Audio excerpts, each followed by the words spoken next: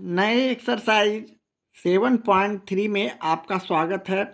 यहाँ हम लोग वस्तुनिष्ठ एवं अति लघुत्तरीय प्रश्नों का सॉल्यूशन करने जा रहे हैं, जो कि टाइप 4 के अंतर्गत आने वाले सारे प्रश्न।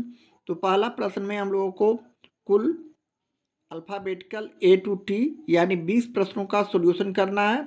ये सभी प्रश्न त्रिपद व्यंजकों का गुणनखंड हमें ज्ञात करना है। तो चलें बारी बारी से हम लोग पहले दूसरे ए बी सी डी से शुरू करते हुए सारे प्रश्नों का सॉल्यूशन करते हैं। एक्सरसाइज 7.3 का ये रहा पहला प्रश्न का ए। अभिष्ट व्यंजक लिखते हुए अपने प्रश्नों को लिखा x square plus 2xy plus y square. यहाँ सारे प्रश्न ए प्लस बी के होल स्क्वायर के सूत्र पर रखने के बाद बनने वाले हैं। तो यहाँ हम इसे उसी फॉर्म में रखेंगे, यानी एक्स का स्क्वायर किए और plus 2 into x into y यानी 2ab हो गया। यहाँ ए की जगह एक्स और बी की जगह वाई, यानी यहाँ वाई स्क्वायर को हम इस तरह लिख दिए। अब ये हमारा a square plus 2ab plus b square के फॉर्म में आ चुका है, और इसे हम एक्स प्लस वाई लिखते हुए होल स्क्वायर करेंगे, और इसे हम दो बार एक्स प्लस वाई और एक्स प्लस वाई गुणनखंड के रूप में लिख देते हैं, और ये हमारा आंसर हो जाता है। इस तरह हम पहला का ए प्रश्न का सॉल्यूशन करते हैं। अब चलते हैं बी प्रश्न की ओर। ये पहला का बी प्रश्न हुआ, इसे भी हम उसी तरह अभिष्ट व्यंजक लिखते हुए x square plus 6x plus 9 लिखे। अब इसे भी हम उसी तरह ए प्लस बी के होल स्क्वायर के सूत्र पर रखेंगे, यानी एक्स को हम इस तरह एक्स स्क्वायर लिख सकते हैं। ये हो गया a square plus 2 into A into B, 3 दूनी 6 6x हो गया। अब प्लस 3 का स्क्वायर हम इसे इस तरह लिख दिए। अब ये हमारा a square plus 2ab plus b square के फॉर्म में आ चुका है, जिसे हम x प्लस 3 लिखते हुए होल स्क्वायर करेंगे।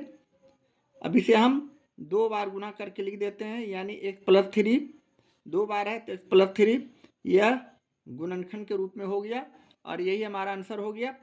इस तरह सीधे सूत्र पर आधारित यह गुणनखंड है। इसी तरह अगला प्रश्न सी लेते हैं।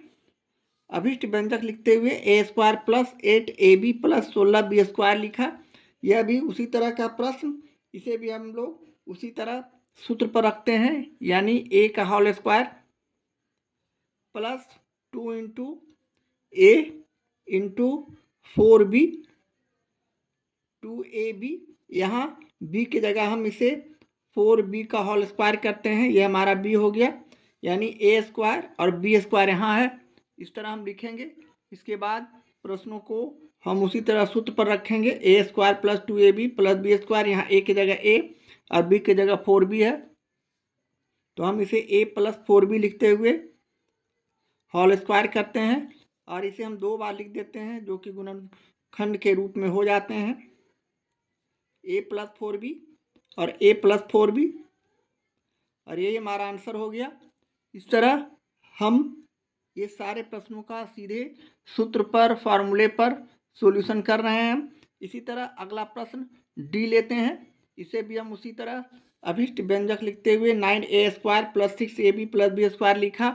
यहाँ भी हम उसी तरह 9 को 3a का होल स्क्वायर किए, 9a स्क्वायर को हम 3a स्क्वायर किए, यह ए स्क्वायर हो गया, प्लस 2 इंटू बी का ए का मान 3a, अब बी का मान b, 3 दूनी 6, ए बी हमारा 2ab हो गया, प्लस बी का होल स्क्वायर।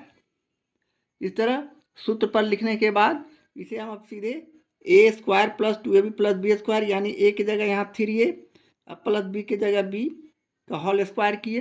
अब इसे हम दो बार गुणनखंड के रूप में लिख देंगे, 3a प्लस b और यहाँ भी 3a प्लस b, और यही हमारा आंसर हो जाएंगे। इस तरह प्रश्न डी का सॉल्यूशन करते हैं। उसी तरह अगला प्रश्न ई को हमने अभिष्ट व्यंजक लिखते हुए a square minus 2ab plus b square के रूप में लिखते हैं, और इसे भी सूत्र पर लाते हैं, यानी ए स्क्वायर को हम ए स्क्वायर इस तरह लिख दिए, माइनस 2 इंटू ए इंटू बी और प्लस बी स्क्वायर, यहाँ ए स्क्वायर मतलब ए का मतलब ए और बी, यहाँ दोनों सूत्र पर उसी तरह दिया हुआ है, तो ये हो गया a square minus 2ab plus b square, यानी ए यहाँ माइनस बी के सूत्र का प्रयोग करते हैं, इसलिए कि यहाँ माइनस 2ab है तो माइनस का चिन्ह दिए, प्लस रहता तो प्लस देते। इस तरह हम इसे अगले स्टेप में आंसर के रूप में लिख सकते हैं। ए माइनस बी 2 बार है तो ए माइनस बी हमने 2 बार लिख दिया और यही हमारा आंसर हो गया। इस तरह ई प्रश्न का सोल्यूशन करते हैं। अगला प्रश्न एफ को भी हमने अभिष्ट व्यंजक लिखते हुए 4m square minus 4m plus 1 लिखा और इसे भी हम उसी तरह ए की जगह 2m का होल स्क्वायर किए। 2m का होल स्क्वायर यानी 4m square minus 2 into 2m और इंटू 1 यानी प्लस का चिन्ह देके 1 स्क्वायर, इसे 1 स्क्वायर इस तरह लिख दिए। इस तरह लिखने के बाद अब हम इसे सूत्र पर ला सकते हैं, यानी ए स्क्वायर के जगह 2m है, ए के जगह 2m, बी के जगह 1, यानी ए स्क्वायर माइनस 2ab और 1 स्क्वायर यानी बी स्क्वायर। तो हम यहाँ 2m और माइनस है तो माइनस 1 का होल स्क्वायर करते हुए इसे सीधे सूत्र पर ले आते हैं और इसे हम 2 बार उसी तरह लिख देते हैं 2m माइनस 1, 2m माइनस 1 और यही हमारा रिजल्ट हो जाता है, आंसर हो जाता है। इस तरह हम प्रश्न एफ का सॉल्यूशन करते हैं। इसी तरह अगला प्रश्न जी लेते हैं, जिसे हम अभिष्ट व्यंजक लिखते हुए 4x square plus 8x plus 4 लिखा। अब इसे भी हम उसी तरह सूत्र पर लाते हैं, यानी 2x का होल स्क्वायर प्लस 2x 2 गुने 2x और गुने 2 लिखे। यहाँ 2 दूनी 4 दूनी 8x को हमने इस तरह लिख दिया और प्लस 2 का होल स्क्वायर करते हैं तो 4 होता है। अब यह हमारे सूत्र पर आ चुके हैं, यानी a square plus 2ab plus b square. यहाँ ए की जगह 2x और बी की जगह 2 समझते हुए हम सीधे सूत्र पर इसे रखते हैं, यानी 2x प्लस 2 का होल स्क्वायर। इसे हम 2 बार गुना करते हैं तो हमारा अगला स्टेप में इसमें हम 2 कॉमन लेते हैं तो हमारा यही रिजल्ट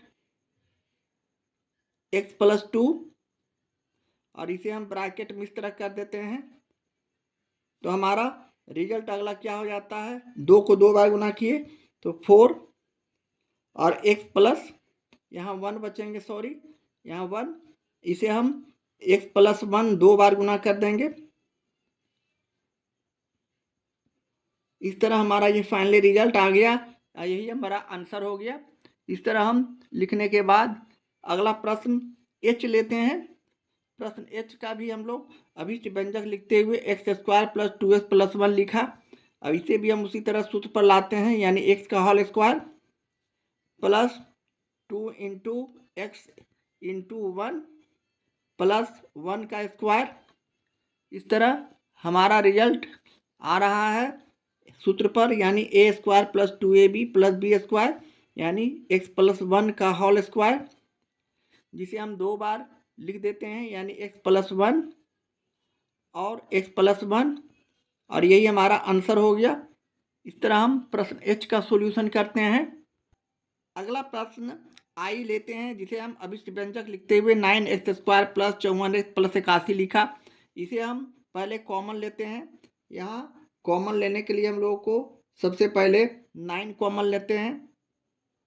9 कॉमन लेने से हमारे पास संख्या बच गया x स्क्वायर, 9 चौक 36, 9 पचे 45, 9 छक 54 यानी 6x प्लस 9 9 81। इसे हम इसी तरह लिखते हैं, इस तरह लिखते हैं। अब यहाँ से हम लोग इसे सूत्र पर रखते हैं, यानी 9 कॉमन हो जाने के बाद अब हम इसके अंदर का काम करते हैं, यानी इसे हम लिख दिया एक्स स्क्वायर को ए स्क्वायर, इस तरह ए स्क्वायर हो गया प्लस 2 इंटू एक्स और इंटू 3 6 इसको हमने इस तरह लिख दिया प्लस 3 स्क्वायर, ब्रैकेट मंझली ब्रैकेट बंद करते हुए प्रश्न को आगे बढ़ाते हैं सॉल्यूशन को, यानी 9 तो हमारा कॉमन पहले से है, ये a square plus 2ab plus b square के फॉर्म में आ चुका है, यानी इसे हम x प्लस 3 यानी a प्लस b का होल स्क्वायर इस तरह लिख दिए। अब इसे हम उसी तरह 9 लिखते हुए x प्लस 3 को 2 बार लिख देंगे, एक्स प्लस 3 दो बार है तो एक्स प्लस 3 को दो बार लिख दिया और यही हमारा आंसर हो गया। इस तरह प्रश्न आई का सॉल्यूशन करते हैं। अगला प्रश्न जे लेते हुए हम उसी तरह प्रश्नों को अभिष्ट व्यंजक लिखते हुए 4x² प्लस 4x प्लस 100 लिखा। अब यहाँ हम लोग 4 कॉमन लेते हैं तो हमारे पास संख्या बच जाता है x² प्लस 10x 4 10x और प्लस 25।